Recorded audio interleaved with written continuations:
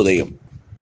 నార్మంచి నోట ఓ మంచి మాట ఈ శీర్షికన ఈ రోజున fixed rates topic. Fixed rates అండి.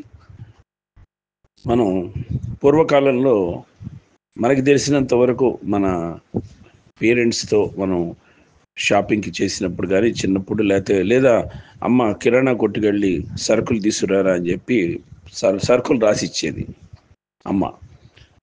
అదొక మోజు. సరుకులు తీసుకురావటం అంటే నేను తెస్తా ఎందుకు వెళ్తామంటే అక్కడికి శనగపప్పు లేకపోతే వేరుశెనగ ఇవి పప్పు లేకపోతే అవి బెల్లం కలిపి ఇస్తాడు కొంచెం తినటానికి, మన జేబులో ఎంత పడితే అంత. అట్లా ఆ మోజుతో వెళ్తాం. వెళ్ళి వచ్చేటప్పుడు సరుకులన్నీ వేసుకొని రిక్షాలో వస్తుంటే ఒక గుర్రం మీద వస్తున్నట్టుగా చాలా రాజఠీవిగా ఉండేది. స్నేహితులందరూ చూస్తుండగా బాగున్నావా అన్నట్టుగా చేతులు ఉప్పుండేవాళ్ళం చిన్నప్పుడు. ఆ తర్వాత తెచ్చిన సరుకులన్నీ అమ్మ సర్దుతూ ఉంటే అమ్మతో పాటు మనం కూడా సర్దేవాళ్ళం. అట్లా అప్పుడు ధరవరల పట్టిక ఉండేది. దుకాణం దగ్గరికి వెళ్ళంగానే పక్కనే ఒక కందిపప్పు కేజీ ఇంత, మినపప్పు కేజీ ఇంత అంటూ చాక్పీస్తో రాసేసి పైన డేటు కూడా ఉండేది. దాని ప్రకారంగా మనకు కట్టిన తర్వాత పక్కన రేట్లు వేసి ఒకటికి 2 సార్లు కూడి, అప్పుడు క్యాలిక్యులేటర్స్ అవన్నీ ఉండేవి కాదు, కూడేసి అవన్నీ రేట్లు వేసి మనకి ఇచ్చేవాడు.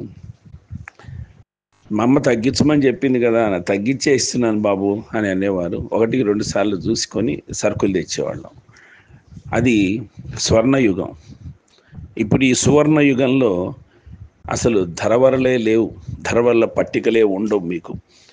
మీరు ఏదైనా షాప్కి వెళ్ళాలి అనగానే దెర్ ఇస్ నో టైం.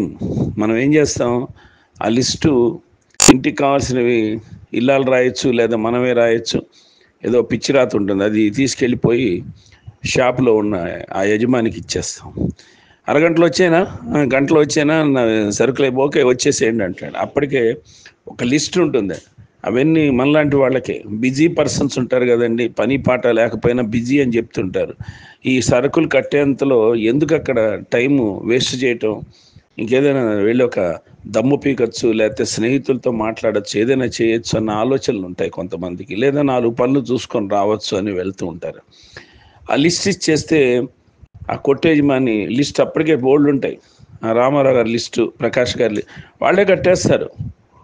అక్కడ తూకం కానీ ఏదో ఉంటుంది. అక్కడ ధర్మబద్ధంగా న్యాయబద్ధంగా జరుగుతుందా లేదా, నాణ్యమైంది ఇస్తున్నారా సరుకులు, అవేమీ ఉండవు. అక్కడ కట్టేసేసి మూట పెట్టేసేసి ఇస్తారు. రాగానే అయిపోయిందని అది సరుకులు అయిపోయింది సార్, ఇదిగో ఎంత అమౌంట్ ఎంత ఫలానా, గూగుల్ పే కొట్టేయటం, లేకపోతే ఫోన్పే కొట్టేయటం, లేకపోతే క్యాష్ ఇచ్చేయటం, తెచ్చేసుకోవటం. అంతే తప్ప కందిపప్పు కిలో ఎంత ఉంది, లేకపోతే అసలు వాడి ధరలు వేసి ఇచ్చినటువంటి వాటిలో క్యాలిక్యులేషన్లో తప్పులు ఉన్నాయా, కింద ఎక్కువ వేసాడా తక్కువ వేసాడా ఒక్కసారి కూడా చెక్ చేసుకోమండి. రేట్లు కానీ ఫిక్స్డ్, ఆ అమౌంట్ ఎంతో కొట్టేస్తాం.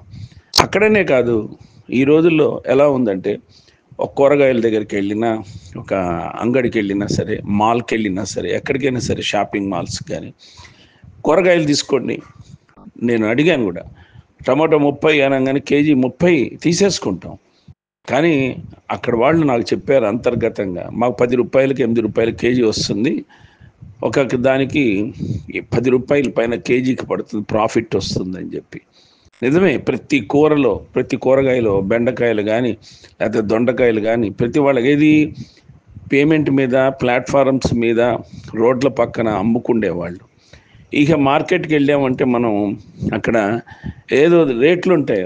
మనలాంటి చాదస్తులు ఎవరైనా ఉంటే ఆ రేట్లు చూస్తాం, కేజీ 30 ఉంది 60 ఉంది అని. బంగాళదుంప ఎంత అంటాం, 80 రూపాయలు. ఏంటయ్యా అక్కడ రేట్లలో 60 ఉంది కదా అంట. భలేవాళ్ళండి. ఆ సరుకు ఇస్తే కనుక మీకు ఉంటుంది 60 రూపాయలు చూపించమంటారా? పురుగులే, వాడి ఇష్టం, వాళ్ళు వేసేస్తుంటారు. వాళ్ళకి ఇష్టపడి బట్టి వేస్తారండి వాళ్ళు రేట్లు. వాళ్ళకేం తెలుసు, మేము రైతులను కట్టబడి తీసుకొస్తాం ఎక్కడికి అని చెప్పి చెప్తూ ఉంటాడు, క్లాస్ తీసుకుంటాడు వాడు. సరే, ఈ గోలంతా ఎందుకు అని చెప్పి తీసేసుకుంటాం. కొంతమంది అసలు అదేమి ఎంక్వైరీ లేవు, కేజీ అంతా అడిగేసేసి 2 కేజీలు 3 కేజీలు అనేసుకుంటున్నాం, జీపే చేసేస్తున్నాం, వచ్చేస్తున్నాం. అంటే జేబులో ఇంచి డబ్బులు తీయకపోవటం వల్ల విలువ తెలియట్లే. గూగుల్ పే కొట్టేయడమే, గూగుల్ పే కొట్టేయటం, లేకపోతే క్రెడిట్ కార్డు ఇచ్చేయటం, డెబిట్ కార్డు ఇచ్చేయటం, ఫోన్పే చేసేయటం. అంతే, ఉన్నంత వరకు ఉంటుంది ఆ జీతం, అక్కడ పడేస్తాం, దాంట్లో అమౌంట్ కొట్టేయటమే. 10 రూపాయలకు కూడా గూగుల్ పే చేసేస్తున్నాం ఈ రోజున, 10 రూపాయలకు కూడా ఫోన్పే చేసేస్తున్నాం ఈ రోజున. సరుకులకి సంబంధించి చూస్తే వాళ్ళకి ప్రాఫిట్స్ ఎక్కువ ఉంటున్నాయి. వాళ్ళకి నాకు చెప్పిన మాట నేను చెప్తున్నాను. నేను మీకు ప్రతి కేజీలో కూడా 10 రూపాయల నుంచి 12 రూపాయల దాకా ప్రాఫిట్ ఉంటుంది మాకు అని చెప్పారు. అలాగే మార్కెట్లో కూడా అంతే. మార్కెట్ రెంట్ కట్టుకోవాలండి అవన్నీ అంటారు, కానీ రెంట్లు చాలా తక్కువే. రెంట్కి నెలకింత అని ఉంటుంది. పాట పాడతారు, ఈ ప్లేస్ నాది అని. రొటీన్గా వాళ్ళే ఏకచక్రాధిపత్యంగా, అమ్మ ఈ నెలలో నీ పాట ఇంత పాడి ఇంత పలికింది మార్కెట్ కమిటీ వాళ్ళ ద్వారా అని చెప్తే ఆ డబ్బులు కట్టేయటమే. ఇది మార్కెట్కి సంబంధించి. ఇక మిగతా విషయాలకు వస్తే మనం స్కూటర్ కానీ మోటార్ మెకానిక్స్ గుంజేస్తున్నారండి. నిలువు దోపిడీనే. ఏదైనా చిన్న బండి మీకు ఏదైనా ప్రాబ్లం వచ్చి, కొంచెం సౌండ్లో ప్రాబ్లం వచ్చినా, బ్రేక్ పడకపోయినా, బ్రేక్ షూస్ లేకపోయినా, బ్రేక్ తెగినా, ఏదైనా సరే తీసుకొని వెళ్ళండి మెకానిక్ దగ్గరికి. ఒక 10 నిమిషాలు మనని వెయిట్ చేస్తాడు, కావాలని ఇంకా బళ్ళు ఉన్నాయి ఏవో చూస్తున్నాం అన్నట్టుగా ఒక బిల్డప్ ఇచ్చి. తీరా బండి తీసుకున్న తర్వాత మనకి తృప్తి ఏంటంటే, ఆ బండి యజమాని ఎక్స్పర్ట్ ఎవరు ఉంటాడో, మనం ఎవరి దగ్గరికి వెళ్తామో, ఏ రెడ్డి గారి దగ్గరకో, ఏ రాజు గారికో, ఏ చౌదరి గారి దగ్గరకో వెళ్తాము, వారు బండి ఎక్కి ఓ రౌండ్ వేసి రావాలి. నువ్వు వెళ్ళినా అసలు ఏంటో ప్రాబ్లం తెలుస్తుంది అనగా వాడు జుర్రుని వెళ్ళేసేసి ఓ రౌండ్ వేసి వచ్చి మొత్తం రాస్తాడు. ఇవి పోయినాయి, ఇవి పోయినాయి, ఇవి పోయినాయి, ఇవి పోయినాయి అని మొత్తం 3000 4000 రూపాయలు. బాబోయ్, బ్రేక్ పడలేదయ్యా, దానికి వస్తే నువ్వు బ్రేక్స్ చెక్ చేస్తావు, బ్రేక్ వేస్తావు అంటే, మరేవాడి నువ్వు రావడం మంచిదైంది, బోల్డ్ పనులు అరిగిపోయినాయి, అవన్నీ నీ ఇష్టం, నువ్వు మామూలుగా బ్రేక్ టైట్ చేసి ఇమ్మంటే ఇస్తాను, రేపైనా సరే మళ్ళీ నా షెడ్డుకు రావాల్సిందే ఇది అని చెప్తాడు. ఇక ఏం చేస్తాం మనం? బండి ఇవ్వాలి, తప్పనిసరిగా ఎంక్వైరీ చేయలేం కదా. పోనీ ఓ పని చేయండి, మీరు వెళ్ళి షాప్కి వెళ్ళి, హోల్సేల్ షాప్కి వెళ్ళి ఇవన్నీ తీసుకురండి, నేను చెప్పినవి నేను చేయించిస్తాను, నా సర్వీసింగ్ ఛార్జ్ నేను తీసుకుంటానని వాడు ఒక బిల్డప్ ఇస్తాడు మనకి. మనమా వెళ్ళలేము, మనమా తేలేము, ఏం చేస్తాం? సరేలే మేస్త్రి కాస్త తగ్గించు, కాస్త చూసి అయిపోయిన తర్వాత చూద్దాంలేండి సార్, బండి తయారైన తర్వాత సాయంత్రానికి రండి, లేకపోతే రేపు రండి అని మనకి ఇస్తాడు. ఒక 10 నిమిషాల్లో అయిపోయే పనిని సాయంత్రం దాకా కూడా మనకి పెడతాడు ఫిక్సింగ్ పాయింట్. సరే, సాయంత్రం అయ్యేటడికి కొత్త పెళ్లి కూతురులాగా వాష్ చేసేస్తాడు, మన ముందే వచ్చేసేసి మళ్ళీ బండిని తుడిచేసేస్తాడు. ఒకసారి వెళ్ళండి ట్రైల్ అంటాడు, వెళ్ళేసి వస్తాం. మనకేం తెలియదు అక్కడ, మనం పోయింది బ్రేక్ పోయిందని వెళ్ళామా, బాగుంది కాకపోతే కాస్త నట్టు అని ఏదైనా సడిగాం అనుకోండి, అరే టైట్ చేయరా అది గురువు గారికి అంటాడు, మనం బుర్ర టైట్ చేసినట్టుగా. అది నట్టు టైట్ చేసిస్తాడు. వాడు ఎంత అడిగితే అంత. మేస్త్రి ఎంత కన్సెషన్ అంతా 120 రూపాయలు లెస్ చేసుకోండి, 120 తగ్గింది, అది నాకు వచ్చే లాభాన్ని వదిలేసుకున్నాం, మీరు ఎప్పటి నుంచో పాత కస్టమరు అని చెప్తాడు. అదేదో దయాధర్మం మన భిక్షతో మనకి తగ్గించినట్టు ఆ అమౌంట్ ఇస్తాం, వచ్చేస్తాం. ఏమండి, మోటార్ మెకానిక్ షాప్స్లో జరుగుతున్నటువంటి సర్వీసింగ్లో కానీ రిపేరింగ్ సెక్షన్లో అద్భుతమైనటువంటి లాభాలు ఉన్నాయంటండి. అక్కడ నాకు తెలిసిన స్నేహితుడిని మామూలుగా కదిపి కూర్చోబెడితే చెప్పాడు, ఎంత లేదన్నా సరే నెలకు మాకు ఒక 1,00,000 రూపాయల దాకా ప్రాఫిట్ వస్తుంది బ్రదర్, మంచి కేసులు దొరికితే. సర్వీసింగ్ దగ్గరే వస్తుంది మాకు, వాటర్ సర్వీసింగ్ వాటి దగ్గరే మేము తీసుకుంటాం, కానీ ఎక్కువగా తెలియకుండానే మనం ఇవి వేయచ్చు. మనుషుల మనస్తత్వాన్ని బట్టి, వాళ్ళ ఉద్యోగ రీత్యాన్ని బట్టి, వాళ్ళ బిజినెస్ బట్టి మేము చేస్తాం, వస్తుంది, ఎక్కువే వస్తుంది. ఇది అన్యాయం, వాళ్ళ కడుపు కొడుతున్నాం. ఇవేం ఉండవు, సెంటిమెంట్స్ ఉండవు ఇక్కడ, నో సెంటిమెంట్స్ ఇక తావే లేదు. Okay, next watch shop, mobile repairing shop. ఈ షాపుల్లో కూడా వెళ్ళండి మీరు. 8 రూపాయలు 10 రూపాయలు హోల్సేల్లో పడే ఛార్జింగ్ వైరు, లేకపోతే ఇంకేదైనా సరే ఎంత చెప్తారు తెలుసా? 200 రూపాయల దాకా చెప్తారు, 300 రూపాయల దాకా చెప్తారు. స్ట్రాంగ్దండి ఇది, లోపల వైరు అని ఏదో చెప్పేసేస్తారు, మనకి ఏమీ తెలియదు.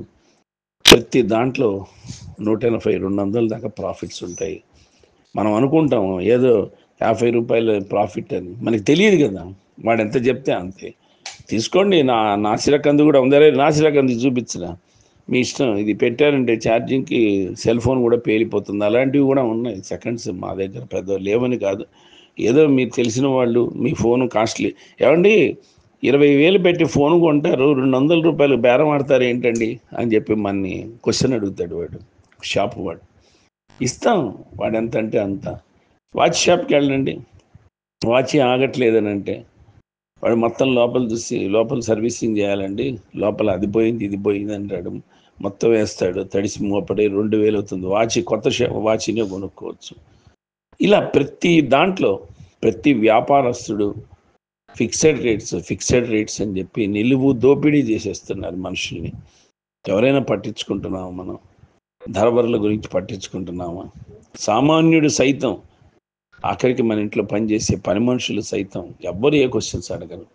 అయ్యా మాకు 1 కేజీ గోధుమ రవ్వి, లేకపోతే అయ్యా అని ఎవరైనా పని మనుషులు అలాంటి వాళ్ళు వస్తే వాళ్ళ స్థాయికి తగ్గట్టుగా, వాళ్ళ స్తోమతకు తగ్గట్టుగా వాడు చెప్తాడు, అరే ఆ గదిలో చూడు ఆ మూట, ఎర్ర మూట, ఆ బియ్యం ఇచ్చేస్తే అంటాడు. అంటే కొంచెం ప్రాఫిట్ తక్కువ వేసి పాపం వీళ్ళు ఫైనాన్షియల్గా ఇవ్వలేరు అని కొంచెం ఏదో ఒక దయ చూపించినట్టుగా వాళ్ళకి ఇస్తారు.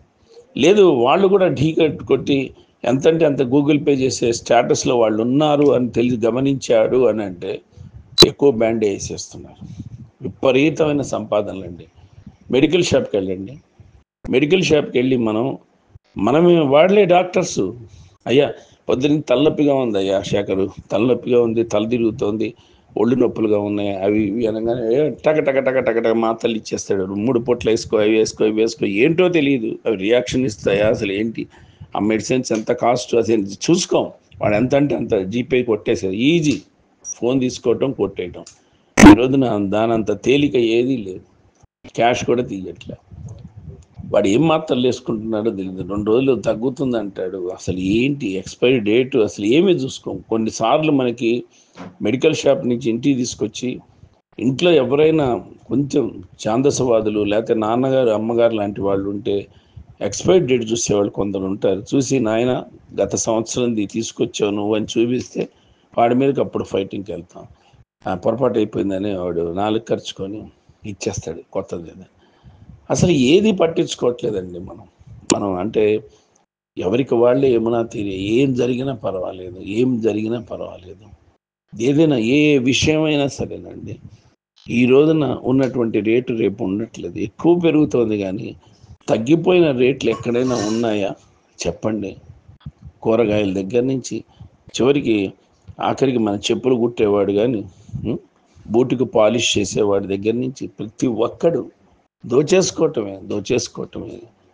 పూల కొట్లు వాళ్ళు బయట పెడుతుంటారు పూలు, వాళ్ళంతే 10 రూపాయలకు వచ్చే పూలు 60 రూపాయలు చేసి ఇస్తాడు, 50 రూపాయలు ప్రాఫిట్ వాడికి. అవంతా కలిపితే మహా అయితే ఓ 1/4 కేజీ ఇవ్వు అనగానే టక 4 పూలు ఏరి అన్నీ మిక్స్ చేసేసి కట్టేసి ఇస్తాడు. 50 రూపీస్ ఇవ్వండి 1/4 కేజీ అంటాడు.